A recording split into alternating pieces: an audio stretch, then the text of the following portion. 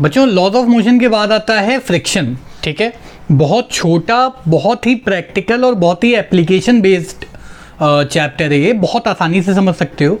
Laws of motion में कुछ चीज़ें याद रखना, इक्विलिब्रियम कैसे होता है और इक्विलिब्रियम की क्या कंडीशन होती है। बस इक्विलिब्रियम होता है जब नेट फोर्सेस ज़ीरो हो और कंडीशन है कि दाईं फोर्स बराबर बाईं फोर्स, अपवर्ड फोर्स बराबर डाउनवर्ड फोर्स, बस इसके अलावा कुछ नहीं।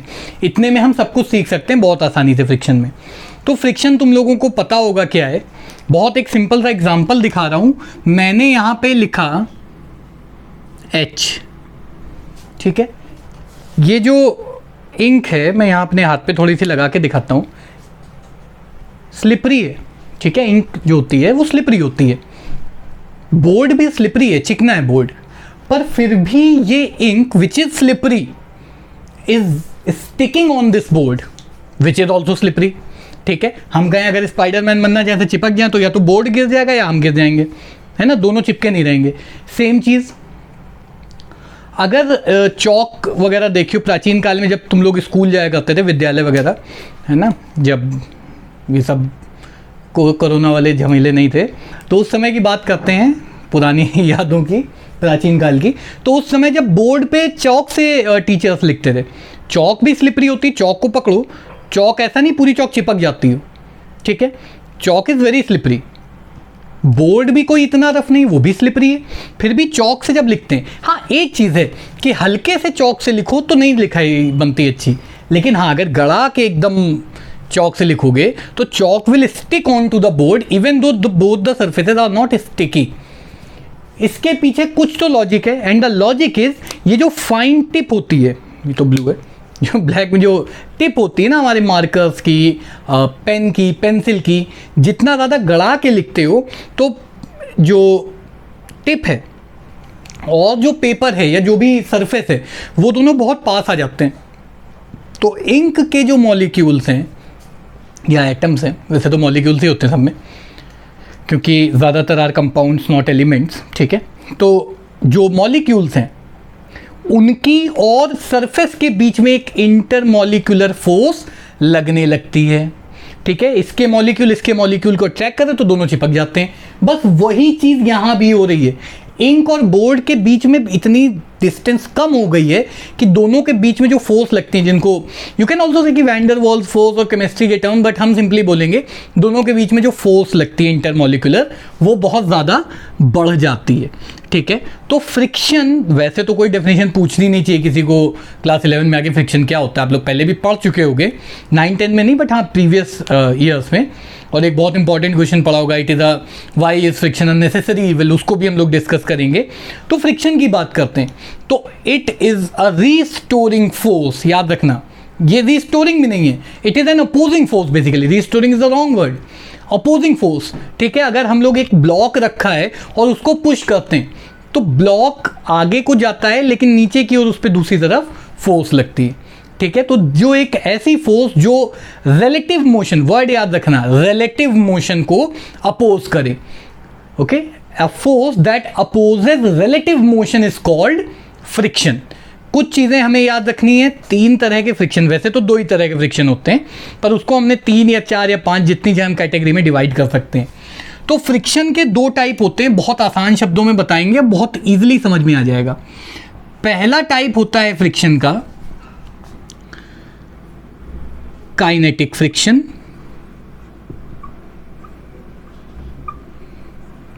ठीक, और दूसरा टाइप होता है स्टैटिक फ्रिक्शन। पहले स्टैटिक को हम लोग डिस्कस करेंगे,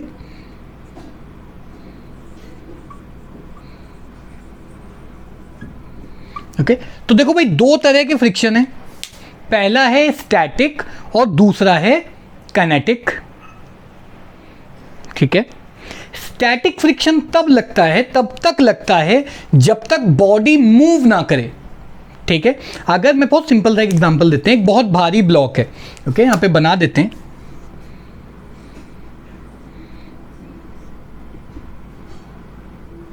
तो एक बहुत भारी ब्लॉक रखा है, मान लेते हैं 100 किलो का, ओके, और इसको तुम लोग इस तरफ को फोर्स लगा रहे हो, लेकिन ये ब्लॉक अभी भी मूव नहीं कर रहा है। सबसे आसान तरीका, एक भारी सा ट्रक खड़ा हो, ट्रक भारी होते हैं, छोटे वाले थोड़े ना होते हैं, ट्रक को जाके ढकेलने लग जाओ, कोशिश कर लो, मोस्ट प्रोबेबली तुम लोग उसको हिला भी नहीं पाओगे।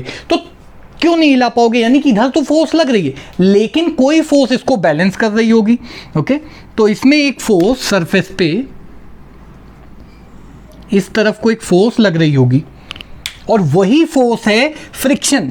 और जब तक बॉडी रुकी हुई है, अनलेस द बॉडी या until the body is at rest, we say the friction is static friction. जब तक बॉडी रेस्ट पे होगी तब तक उस पर क्या लगेगा? Static friction. तो मैं ये पहले तो अपनी बहुत प्रोफेशनल ड्राइंग हटा देता हूं। स्टैटिक फ्रिक्शन लगता है, या इसको और आसान शब्दों में लिख लेते हैं, as long as the body is at rest. जब तक बॉडी रेस्ट पे है तब तक लगता है स्टैटिक फ्रिक्शन, और जब बॉडी चल देती है तो यहां लिखेंगे when the body is in motion, right. और जब बॉडी मोशन में होती है तब हम कहेंगे कौन सा फ्रिक्शन है? Kinetic friction. किसके रिस्पेक्ट में मोशन पे? जिस सरफेस पे फ्रिक्शन लग रहा है। ठीक है, हमारे दोनों हाथ, सबके पास लगभग 2 ही हाथ होते हैं, ठीक है, दोनों हाथों को मूव करा रहे, जब तक दोनों के बीच में कोई रिलेटिव मोशन ना हो तब तक कोई भी फ्रिक्शन नहीं लगेगा। ठीक है, तो जल्दी से इन दोनों को नोट कर लो, अपने हिसाब से भी नोट कर सकते हो, अलग अलग भी लिख सकते हो। तो स्टैटिक फ्रिक्शन और काइनेटिक फ्रिक्शन दोनों को नोट करो, पॉज करो, नोट कर लो। क्या आई होप सबने कर लिया होगा। अब दूसरी चीज़, मान लो एक 100 किलो का ब्लॉक है और 20 न्यूटन फोर्स लगाने पे चल देता है। ठीक है, तो अगर हम 10 न्यूटन फोर्स लगाएंगे तो ब्लॉक नहीं चलेगा। ठीक है, तो कॉमन सेंस है कि 20 न्यूटन से कम पे ब्लॉक नहीं चलेगा। तो अगर हमने 10 न्यूटन फोर्स लगाई, वो भी मैं यहाँ पे बना देता हूँ कि दिस इज द ब्लॉक, इधर को लगाया अगर हमने 10 न्यूटन, तो फ्रिक्शन इसको रोके है, frictional force F static friction, क्योंकि रुका हुआ है। अब अगर कोई पूछे कितना फ्रिक्शन लग रहा है तो हम कहेंगे 10 न्यूटन, क्योंकि बॉडी रेस्ट पे, तो ऑब्वियसली नेट फोर्स 0 होगी। अगर 10 की जगह हम यहां लगाते 15 न्यूटन, 15 न्यूटन, तब क्या होता? बॉडी अभी भी रेस्ट पे, क्योंकि 20 से कम पे तो चलेगी नहीं, और 20 पे जस्ट चलना चालू होगी, यानी कि अब फ्रिक्शन लग रहा है 15 न्यूटन। तो स्टैटिक फ्रिक्शन फिक्स नहीं होता है, मैक्सिमम वैल्यू फिक्स है स्टैटिक की कि 20 न्यूटन पे चल देगा। लेकिन अगर हम यहां पे लगाते 19.9999, यानी कि 20 मान लेते हैं उसको, कि 20 तक नहीं चल रहा है, तो अभी भी बॉडी चल नहीं रही है। लेकिन अब अगर हम जरा सा भी फोर्स बढ़ा दें, जरा सा भी, तो ये बॉडी मूव कर जाएगी।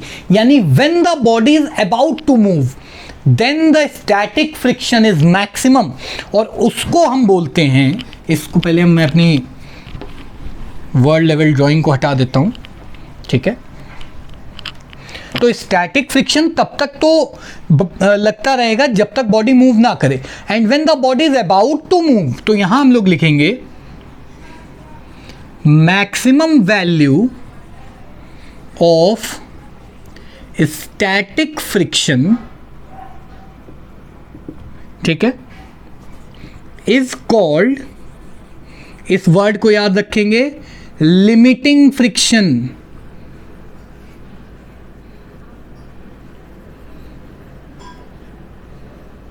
ये है लिमिटिंग फ्रिक्शन, यानी कि जब बॉडी बस चलने वाली होगी।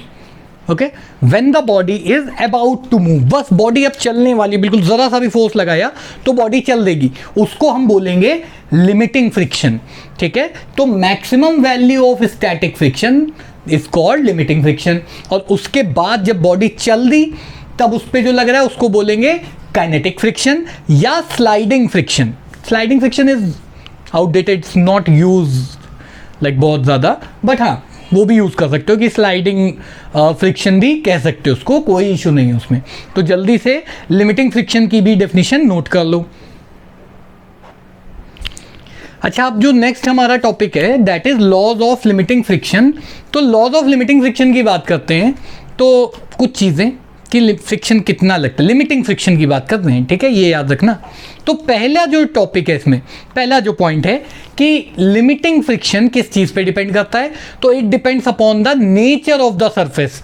कौन कौन से सरफेस हैं भाई? ऑब्वियसली आप रोड पे अगर अपनी साइकिल चलाओगे, कार चलाओगे, स्कूटी चलाओगे तो अलग फ्रिक्शन लगेगा, और वही अगर बीच में पानी आ जाए, ठीक है, ऑयल फैल जाए, तो लिमिटिंग तो जो फ्रिक्शन होगा तब खड़े होने में बाइक के, that is different limiting friction. Okay, तो पहला, या लिमिटिंग फ्रिक्शन को अगर हम एफ से दिखा दे, ठीक है, तो मुझे लिखने में आसानी होगी और हमारा टाइम भी बचेगा। तो ध्यान से देखेंगे, limiting friction depends on the nature, इसको नटूरे नहीं पढ़ते, इसको नेचर पढ़ते हैं, नेचर ऑफ द सरफेसेस। दोनों सरफेस है, एक सरफेस नहीं, दोनों पे डिपेंड करेगा। कि सिर्फ तुम ये कह दो कि भाई एक साइड तो हमारा बहुत स्मूथ है लेकिन दूसरा हो सकता है ज़्यादा रफ हो। तो ध्यान से देखेंगे क्या आता है इस नेचर ऑफ सरफेस में। इसमें आता है रफनेस, अब तुम चाहो तो स्मूथनेस भी लिख सकते हो, है ना, एक ही चीज़ है। तो रफनेस पे डिपेंड करेगा, एरिया पे डिपेंड नहीं करता है, मैक्रोस्कोपिक एरिया। अगर हम ये कहें, है ना, कि बड़े जितना ज़्यादा सरफेस एरिया होगा उतना ज़्यादा फ्रिक्शन होगा, नहीं। तो friction does not depend upon area, ये भी कहीं स्टार बना के लिख लो, बहुत इंपॉर्टेंट टॉपिक है। जल्दी से पहला पॉइंट नोट करो, लिमिटिंग फ्रिक्शन, तुम लोग पूरा लिखना लिमिटिंग फ्रिक्शन, ठीक है। Limiting friction depends on the nature of the surfaces, that is their roughness or smoothness, and it is independent of the size or area of the surface. I hope सबने लिख लिया होगा। दूसरी चीज, जो दूसरा लॉ है, 3 ही पॉइंट लिखवाएंगे, ज़्यादा नहीं, वैसे तो हम 7-8 पॉइंट भी लिखवाते थे अलग अलग बना के, बट कोशिश कर रहे हैं प्रिसाइज रखें। दूसरा पॉइंट है, ध्यान से सुनना, लिमिटिंग फ्रिक्शन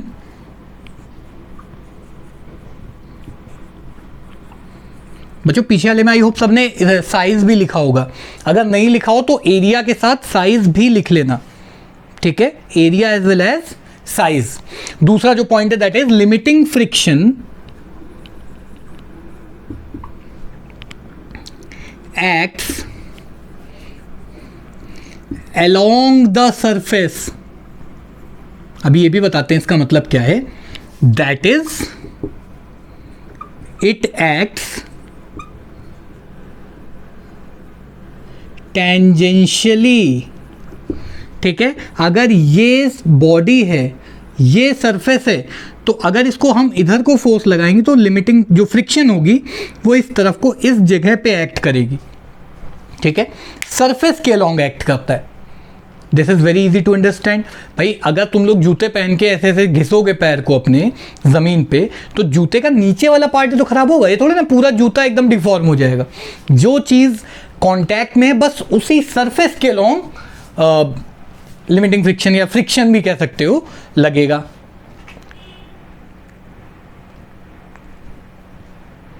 जल्दी से इसको नोट कर लो। और तीसरा पॉइंट और आखिरी पॉइंट इसके लॉज में,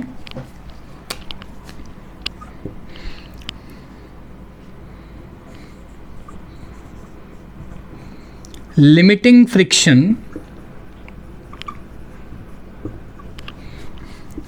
फॉर अ गिवन पेयर। याद रखना, एक पेयर हो सकता है, ग्लास का पेयर हो, ग्लास वाटर का हो, किसी भी दो सरफेस, ठीक है, for a given pair of surfaces, limiting friction एक पेयर ऑफ सरफेस के लिए इज डायरेक्टली प्रोपोर्शनल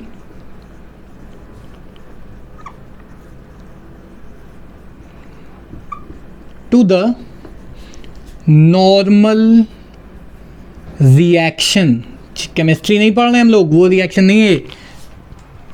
जल्दी से पहले नोट करो, फिर ये थर्ड वाला पॉइंट एक्सप्लेन करते हैं।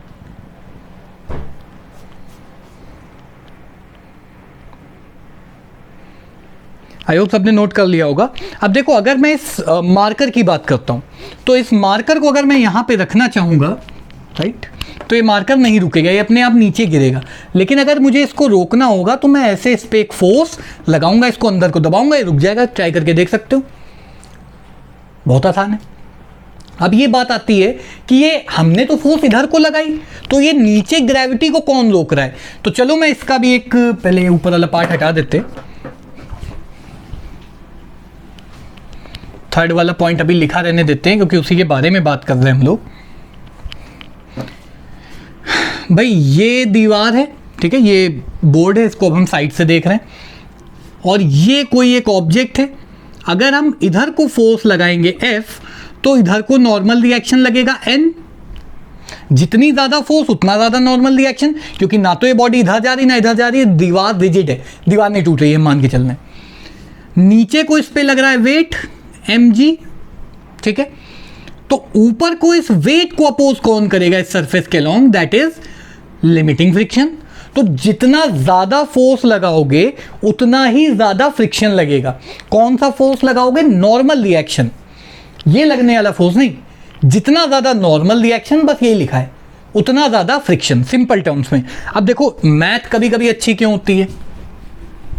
कभी कभी, है ना, समझने वालों के लिए तो हमेशा होती है, जिसको नहीं समझ में आता उसके लिए कभी कभी क्यों। ये जो बकवास हमने बोली अभी अंग्रेजी में, वो मैथ में क्या हो जाएगी? तो if Fs is the limiting friction, then it is proportional to normal reaction. कुछ बुक्स में R लिखा होता है, कुछ में N लिखा होता है, कोई दिक्कत नहीं, ठीक है। Limiting friction is proportional to normal reaction, और प्रोपोर्शनैलिटी से हमारी दुश्मनी है, तो इसको मारने के लिए बुला लेंगे कांस्टेंट। ये बन जाएगा where mu is called as coefficient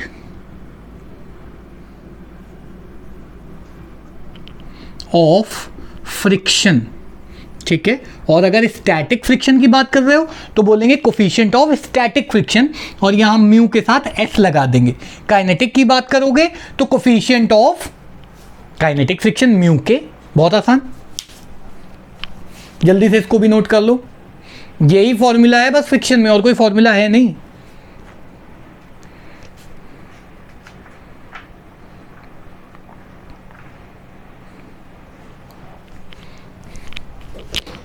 अब देखो, इसके बाद बस एक इस क्लास का टॉपिक बचा है। नेक्स्ट क्लास में ये चैप्टर खत्म हो जाएगा, उसके बाद इसके न्यूमेरिकल पे देखेंगे हम लोग। तो ध्यान से देखेंगे अभी। अगर हम एक ग्राफ बनाते हैं, ठीक है, और ग्राफ में हम बनाते हैं, पहले तो हेडिंग हटा दें, नहीं तो कंफ्यूज हो जाओगे।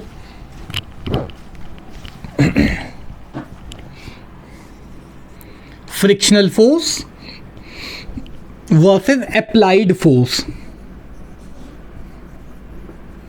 ठीक है। तो जैसे जैसे हम फोर्स बढ़ाएंगे वैसे वैसे फ्रिक्शन भी बढ़ेगा। अगर हम 2 न्यूटन लगाएंगे तो फ्रिक्शन भी 2 न्यूटन, 4 लगाएंगे फ्रिक्शन भी 4 न्यूटन, जब तक मैक्सिमम वैल्यू यानी कि Fs विच इज मैक्सिमम, जब तक वहां पे ना अचीव हो जाए, and it is equal to mu into N. याद रखना, नॉर्मल रिएक्शन नहीं चेंज करते हैं इस केस में हम लोग, तो mu S into N, this is the maximum frictional force. यहां तक तो लग रही है स्टैटिक फ्रिक्शन, और फिर लगता है काइनेटिक फ्रिक्शन। तो काइनेटिक फ्रिक्शन कुछ इसके बाद ऐसे नीचे को, और ये तो बहुत एक ऐसा ट्रांजिशन होता है जिसको एक्चुअली मेजर हम नहीं करेंगे, तो इसको बहुत आसान तरीके से बना देते हैं इस तरह से। और फिर जो लगेगा दैट इज काइनेटिक फ्रिक्शन। और अगर बॉडी एक कांस्टेंट स्पीड से चल रही है, इसका मतलब एक कांस्टेंट स्पीड नहीं, एक हम सिर्फ फ्रिक्शन की बात कर रहे हैं अभी, तो तुम कितना भी अप्लाइड फोर्स अब लगाओगे तो static friction will remain constant, ठीक है। तो जल्दी से इसको भी नोट कर लो। अच्छा, मैंने नहीं लिखा, मैं लिख देता हूँ यहाँ पे, this is static friction and afterwards this is kinetic friction. Okay, this is a graph of friction versus applied force.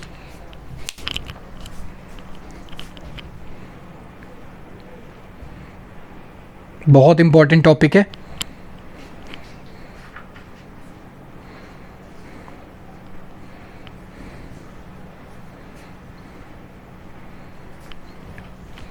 I hope सबने नोट कर लिया होगा, नहीं किया हो तो पॉज कर लो, बैक कर लो, ठीक है, दोबारा से बना लेना.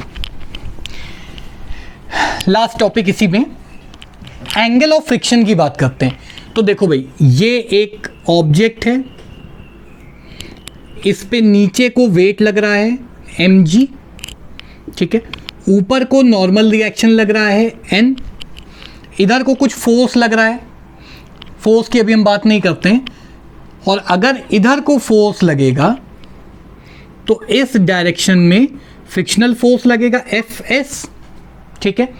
अब इसका फ्री बॉडी, वैसे तो ये भी फ्री बॉडी डायग्राम है, पर और आसानी से अगर बनाना हो तो ऊपर को n लग रहा है, इधर को फ्रिक्शनल फोर्स लग रहा है Ff या Fs,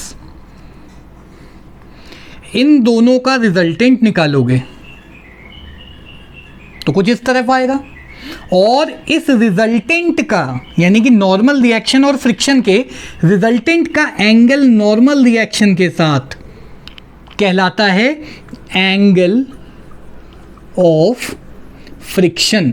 बहुत आसान शब्दों में याद रखना, फ्रिक्शन और नॉर्मल रिएक्शन का हमने निकाला रिजल्टेंट, इन दोनों का, ठीक है, इसका और इसका, और इनके बीच में यानी कि नॉर्मल रिएक्शन और इन दोनों के रिजल्टेंट के बीच का एंगल कहलाता है एंगल ऑफ फ्रिक्शन. कुछ में थीटा एस के नाम से भी आ सकता है, कुछ में थीटा में भी हो सकता है, तो it's like not an issue, कुछ भी आप लोग लिख सकते हो, इट्स फाइन.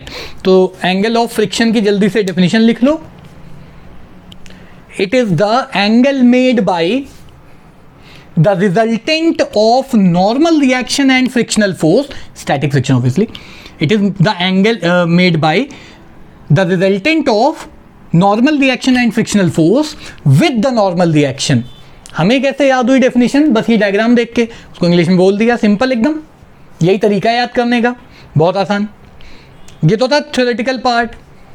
नेक्स्ट क्लास में हम लोग जो टॉपिक पढ़ेंगे वो बहुत इंपॉर्टेंट है कॉम्पिटिटिव एग्जाम्स के हिसाब से भी और स्कूल एग्जाम के हिसाब से भी.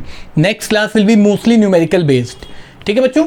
तो क्लास यहीं पे आज एंड करेंगे और इसको अच्छे से याद कर लेना, पढ़ लेना, और नेक्स्ट क्लास में we will continue with like the application of frictional force in numerical concepts.